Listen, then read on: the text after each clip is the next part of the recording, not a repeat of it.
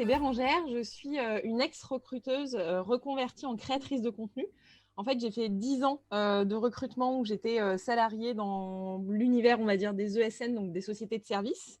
Et puis, bon, l'année 2020 est passée par là, grosse remise en question de mon côté. Et du coup, début 2021, je me suis lancée en tant que créatrice de contenu. Donc aujourd'hui, j'accompagne des freelances et des indépendants à prendre la parole sur les réseaux sociaux et à écrire des articles de blog et beaucoup de posts LinkedIn. Donc, ça passe sous différentes formes. Soit j'écris pour eux, soit je les aide à écrire en leur mettant à disposition des templates, par exemple, de posts pré-construits. Soit je les coach en fait en individuel pour leur donner toutes les clés pour pouvoir prendre la parole, notamment sur LinkedIn, ce qui est assez compliqué pour la plupart d'entre eux. En tant que professionnel, pourquoi travailler sa prise de parole sur LinkedIn aujourd'hui? Alors moi, je trouve que c'est hyper important de pouvoir travailler sa prise de parole sur LinkedIn parce qu'en fait, LinkedIn, c'est comme un gros laboratoire où on va pouvoir expérimenter plein de choses. Donc, il y a tout l'aspect réseautage, rencontrer de nouvelles personnes forcément, éventuellement nouer des partenariats, participer à des événements. Je trouve qu'avec l'essor, on va dire, du télétravail, il y a voilà, beaucoup de personnes qui travaillent à distance aujourd'hui. Et donc, le fait d'être sur LinkedIn, c'est aussi garder le lien avec certaines personnes et puis voilà, faire connaissance avec d'autres. Et puis, je trouve que c'est hyper important de pouvoir partager aussi son quotidien, son point de vue, ses convictions, ce qui se passe dans l'entreprise, poser des grands sujets de société. C'est vraiment la plateforme qui s'y prête parce qu'elle est très teintée professionnelle. Et d'ailleurs, on n'y fait pas que du business, hein. Les salariés ont aussi beaucoup de choses à dire en entreprise. Donc voilà, par exemple, pour les salariés, je pense que ça peut être intéressant, tu vois, de prendre la parole pour être un petit peu ambassadeur de leur boîte, pas juste partager des choses très corpo sur l'entreprise, les petits déj, etc., mais plutôt les coulisses un petit peu. Et puis, pour les salariés et pour les freelances, enfin tous les gens qui cherchent un petit peu à asseoir, je dirais, leur expertise, créer de la notoriété, etc., ça peut être aussi intéressant de bosser son personal branding. Donc, pas juste être sous la coupe de telle entreprise, mais vraiment être identifié soi, en fait, comme professionnel de tel secteur d'activité, de telle activité, et vraiment se travailler sa marque, en fait, professionnelle. Quelles seraient selon toi les étapes clés à suivre pour se créer une place sur LinkedIn? J'en ai listé quelques-unes parce que c'est pas une mince affaire. Donc, je dirais que la première clé pour moi pour se lancer sur LinkedIn, c'est d'en avoir envie. On ne fait pas les choses en se forçant, il faut qu'on y voit un intérêt. Et donc, pour moi, c'est essentiel de savoir pourquoi on a envie d'être présent sur la plateforme.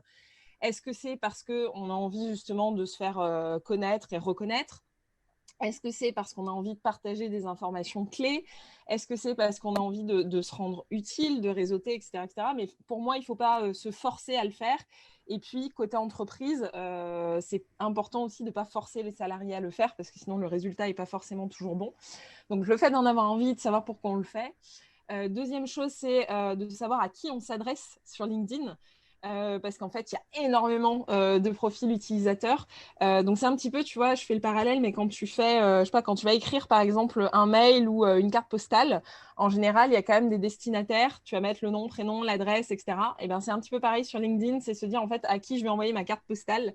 Et je vais pas juste raconter mes vacances, je vais peut-être donner des tips en plus, voilà, apporter des conseils, apporter quelque chose à l'autre, un petit peu de soleil, voilà. Et donc, ça peut être bien aussi de se dire, qu'est-ce que je vais raconter sur LinkedIn, en fait, sur quel sujet je vais intervenir, où est-ce que je suis à l'aise. Et chose hyper importante pour moi à rappeler et à dire, on n'a pas besoin d'être expert d'un sujet pour prendre la parole dessus.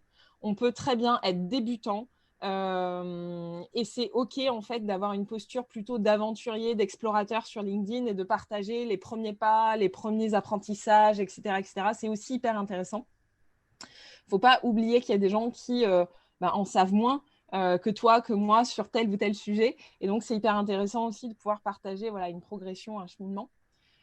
Et dernier conseil que je pourrais donner, c'est juste oser, en fait, passer à l'action, tester, analyser ce qui se passe. Est-ce que ça prend? Est-ce que ça prend pas?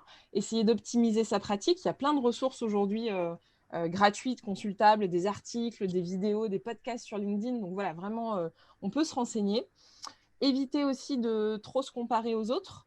On démarre petit sur LinkedIn et en fait, ça prend du temps de construire une communauté, d'avoir de l'adhésion sur les sujets qu'on va aborder, etc., etc. Donc, juste accepter un peu d'être patient et de se dire qu'il y en a qui ont démarré bien plus tôt et c'est OK, mais pas être dans la comparaison toxique.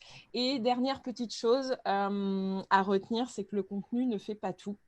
En fait, le contenu, c'est un super levier, c'est un super outil sur LinkedIn, mais il y a d'autres briques à activer pour monter la maison, tu vois. Donc, il faut rentrer en contact avec les gens, travailler son profil, aller commenter aussi d'autres publications, être généreux, en fait, tout simplement, et être vraiment dans un principe d'échange et d'interaction. Parce que si tu te contentes de publier des posts, mais que tu ne fais rien derrière, il ne va pas se passer grand-chose, en fait. Comment accompagner la prise de parole de ses salariés? Et que gagne-t-on à la favoriser? C'est un super sujet. En fait, moi, j'observe qu'il y a beaucoup de salariés qui n'osent pas prendre la parole sur LinkedIn parce qu'ils ont peur de mal faire. Ils ont peur de pas appliquer les bonnes recettes en fait pour mettre en avant l'entreprise, ou des fois ils savent juste pas qu'est-ce qu'ils ont le droit ou pas le droit de dire. Ou des fois, tu as aussi des entreprises qui verrouillent la communication et qui vont en fait demander à leurs salariés de publier, par exemple, sur le petit-déj d'entreprise ou sur la box d'intégration d'un tel, etc. etc. Au lieu d'ouvrir vraiment la communication pour partager des choses un petit peu inédites. Donc moi, je conseillerais vraiment aux entreprises de faire l'effort en fait d'encourager déjà leurs salariés à prendre la parole sur LinkedIn, peut-être de les former aussi à la pratique de l'outil et de les outiller aussi en leur donnant du temps, par exemple, dédié dans la semaine pour pouvoir créer du contenu, pour pouvoir créer des supports, parce qu'on parle de contenu écrit, mais créer un carrousel, par exemple, sur LinkedIn, ça ne se fait pas en 2-2, même si on a Canva, hein, ça demande un petit peu de temps. Ça pourrait être aussi, pourquoi pas, alors j'ai plein d'idées, mais pourquoi pas lancer un mode, j'allais dire tuteur buddy, en fait, avoir un buddy en entreprise avec qui on va co-construire les posts ou qui va nous donner son avis sur les posts qu'on est en train de rédiger pour pouvoir aussi se motiver, parce que des fois, l'inspiration elle vient pas, ou des fois on ne sait pas quoi raconter, ou des fois on hésite à parler de tel ou tel sujet. Donc le fait d'avoir un référent un petit peu, ou en tout cas un compagnon de route sur LinkedIn, ça pourrait être cool.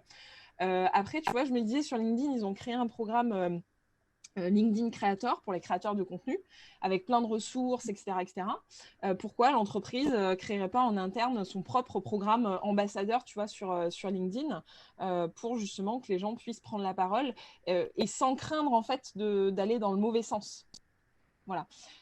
Qu'est-ce que ça peut apporter pour l'entreprise concrètement? Déjà, ça apporte de la visibilité en plus. Parce qu'un salarié qui est bien dans l'entreprise et qui va communiquer sur ce que fait l'entreprise, c'est vraiment du plus pour le recrutement, pour la marque employeur, pour la cooptation. Ça met les gens en confiance. On a envie d'y aller. Ça ressemble à quelque chose de vrai. Tu vois, on n'est pas sur papier glacé comme une brochure marketing. On voit un petit peu plus les coulisses. Donc pour moi, c'est un vrai plus à la fois pour attirer des gens dans l'entreprise, pour peut-être accélérer aussi des fois certains processus de recrutement, pour faciliter le closing, pourquoi pas en fin d'entretien, tu vois. Et puis aussi pour fidéliser les gens. En fait, quand tu as une équipe de salariés qui communique librement et et qui prend du plaisir à communiquer, tu te dis waouh, je vais être bien en fait dans cette boîte, ça va être cool. Un dernier conseil ou une anecdote professionnelle à nous partager? Alors, ça va mélanger les deux. En fait, au mois de mai 2022, j'ai participé au bootcamp de Nina Ramen, donc, qui est copywriter et qui crée beaucoup de contenu sur LinkedIn, pour me challenger un peu, tu vois, sur la pratique, écrire, me challenger sur la structure, l'organisation, etc. Et en fait, en faisant ce bootcamp, je me suis rappelé à quel point en fait, l'inspiration divine, elle n'existe pas quand tu veux créer du contenu. C'est pas parce que tu te mets devant ton PC que ça va venir tout seul. Donc non, pas du tout. Donc le conseil que je peux donner de cette anecdote-là, c'est vraiment de se forcer à prendre l'habitude, parce qu'au début, c'est pas inné, mais de noter toutes les idées qu'on a sur une application, sur un petit carnet, peu importe, parce qu'en général, les idées, elles viennent pas au bon moment. Mais en tout cas, voilà, avoir toujours sous la main un support sur lequel tu peux prendre en note. Alors, c'est pas forcément une idée construite, ça peut être un mot-clé, ça peut être la référence d'un article, d'un podcast, une statistique, peu importe, une discussion avec un collègue. Mais dire en fait que tout ce qu'on a dans le quotidien et auquel on pense pas forcément peut se prêter, si c'est bien amené, à faire un bon post LinkedIn, à faire un bon article, à voilà, partager un retour d'expérience, etc. Pardon. Et c'est là où on n'y pense pas forcément. Donc juste voilà, prendre en note, ne pas se censurer sur les idées et venir piocher en fait dedans quand, voilà, quand on a envie de rédiger.